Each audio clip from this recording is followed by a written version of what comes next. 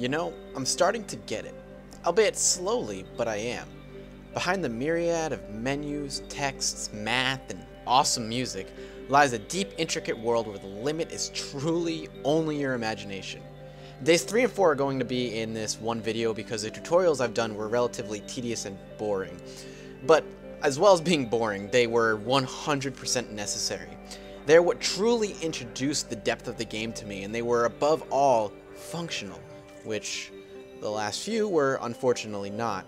In this episode, I'm going to be tackling two primary subjects while probably going off on a tangent here and there while talking about them. So without further ado, here we go. The first subject I want to talk about is the skill system. I've heard it said plenty of times over message boards, Reddit, or even rookie chat that this game is about time. It's about investing time. Investing time into this game is what yields the best results, as well as being careful about everything.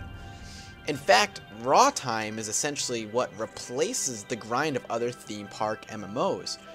The easiest way to explain the skill system in EVE is kind of to compare it to a popular movie called The Matrix.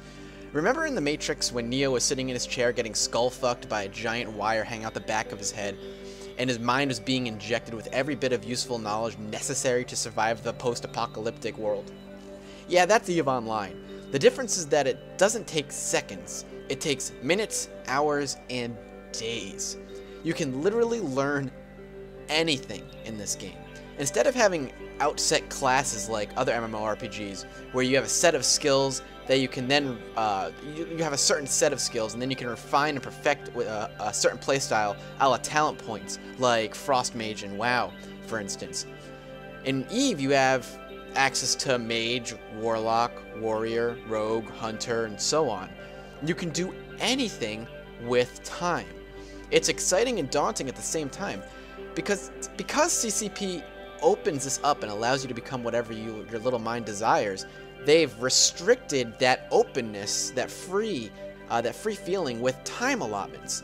You can queue up to 24 hours of skills in advance to be trained.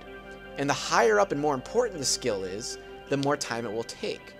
The highest I've personally seen is a skill that takes a little over 20 hours to train, which is insane. It's also a very excellent business model. Let's not forget that. You can't go off and grind levels for a day and be at the end game within a week. No. It is intentionally set like this for balance. In a game where the players literally run the universe, balance is imperative. So the inevitable question then gets raised. As a new player, how can I possibly catch up to all the veterans? How am I possibly going to match them in power? And this is the area where CCP's design and skill training shines. First, you need to kind of ask yourself, what do you want to be good at? What is your dream or your design for your character? Do you want a PvP? Do you want to craft? Are you more out to dominate the market? How about an explorer?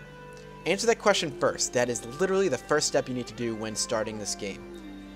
Then, if your answer, for example, is PvP, you then go into your skills and begin focusing skills almost purely in combat. Better turret management, better missile management. Sure, you can dabble outside of it for useful things, like making your shields and hull better, maybe making your engines a bit more efficient, more power in your capacitor and all that. But within a week or two of training skills, you're going to be right up there with some of the best solo pilots. Being able to shoot down even veteran players, especially if those veterans focused into something else like industry or trade. Now, I'm not saying you're going to be able to swing out there and take down a frigate, but I'm saying you're going to be able to be one of the best pilots with a smaller ship like a Merlin. It's a giant balancing act, and CCP does it surprisingly well. And the more time I spend with the game, the more I start to see just how intricately woven CCP has built their world. Taking a step back and looking at it all is something I feel almost every player should just do. You see, most game designers design a world with a certain theme and story in mind. World of Warcraft, for example, is built up to tell the story of Arthas while he controlled the world and after he dies. You fight certain bosses, visit certain locales, all paced deliberately so you can take in the story that they set out. Even kind of take in what they've designed at a particular pace. Sure, you can go grind levels, but you're missing out on a lot, and then you're going to have like a whole lot of nothing to do while you wait for your friends. Even other single players and multiplayer games do this. They pace it. But EVE is different. It's a totally different beast. CCP literally just built a world. I think the best analogy I can do is something like, I think CCP, they took a box, okay? They took a box. They then took that box and played arts and crafts with it. They decorated it with cool things and put some monsters in there, and even created a cool, like, 10-page political backdrop where there's this interesting, like, war between 3 or 4 factions going on that you can go and go research and learn about, but it's not necessary. You can pursue that story if you so choose, but it doesn't dominate the world. They then grabbed all the players in a big clump and plopped them into that box, and then sat back and watched.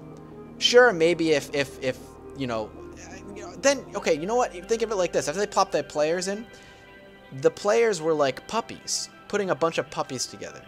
Sure, you know, if those puppies start tearing the box up, the caretakers who put those puppies in that box, you know, repair it, fix it, kind of keep an eye on it, but they don't really interfere. All the puppies are kind of looking at each other, you know, they're playing with one another a little bit. Everyone's kind of doing their own thing. They're not quite sure what to do with all these toys. It's just almost an overload of what to do. Maybe even playing with each other, like I said, for a bit to kind of test each other's strength out. Then, as time goes on, we start to learn who the dominant dogs are, who the ones are going to, you know, take control, who the passive dogs are, who are the ones that are going to lead packs, who are the ones that are going to follow and be part of that pack, who are going to be loners, who's going to sit back while others take charge, who's going to fight for the food, and who's going to wait until the carnage is over from that fight and then pick up the scraps of that food and take it off and hoard it for themselves. It's a genius experiment that not only serves as a game, but reveals a lot about human nature, and it's kind of cool. Sure, not everything in this game is perfect. If you don't believe me, go back and watch my last video, and if you think I'm lying, you need to go through the tutorial and look at the rewards they give you that you can't use. I did do verification, make sure everything they gave me wasn't civilian models, as someone suggested on Reddit, basically telling me I'm a noob, but they weren't, I promise. I even have them. I went back and I double checked. The missile launcher, the afterburner, none of that was civilian models. And they don't, the other problem was they didn't teach you how to learn the skills to use those, but once you figure it out, I was very, very quickly organizing my skills in the way I liked. Over the next couple of tutorials, I still got rewards I couldn't use, but soon enough I was clicking about, opening menus here and there, having a few text box open, like an expert, queuing up skills that he knew we needed. It's weird. It's something that you kind of just fall into and you get used to once you figure out where everything is. Yeah, it does take time, but as someone who has a full-time job and a full-time fiancé, I still find it manageable once you figure out how everything works.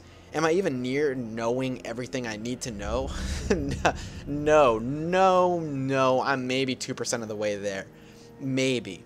But I'm much closer to having a firm grasp on it. Now, the last topic I want to talk about is the market in this game. The market is introduced during the business tutorials. They make you search the market and buy things for quests. Not exactly the most exciting thing, they make you do it 2 or 3 times, but I definitely appreciate it. After browsing the market a bit, and after kind of going over the basic text boxes and them teaching you what's going on, you quickly realize that the market, much like the EVE universe, is a living and breathing entity. It's almost its own game. Prices fluctuate according to the rarity and particular place that you in the universe you tend to be. Maybe you're in an area where there's just too much of a particular item, so it's very cheap. But if you go across the universe, this particular item is extremely rare and is tripled in its price. You can open tabs that actually show graphs of price fluctuations, and even open tabs that show the price history of this item, so you can see just how it's inflated or deflated in prices as time has gone on. I especially, you know, need to kind of get into this. For me particularly, it's almost more complicated than combat. In fact, I would definitely say it's more complicated than combat in this game, at least at this point, and definitely worth learning the basics of. As I said, I definitely need to kind of dive into this head first, especially if I want to go the plan of the booster dealer that I have planned for my character, the kind of character idea I have. Doing a little research, I've actually come to learn that CCP has a dedicated team of 8 people who watch the economy of EVE. That's kind of just their job. Make sure they watch the economy and adjust things as necessary as the economy kind of changes with time. And especially with big patches coming out that change how the economy works, maybe even the biggest one coming in winter that's going to change how bounty hunting and everything works, they're definitely going to need to keep an eye on the economy because things are going to change. But you know, that's kind of here nor there. The market is just, it's phenomenally laid out.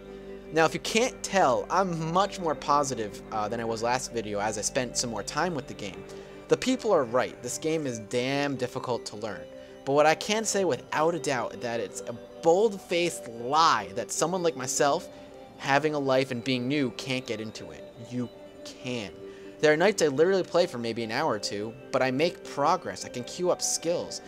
And I can't wait to finish up these tutorials, throw off the training wheels, and dive headfirst into the galaxy and get my ass kicked in the process.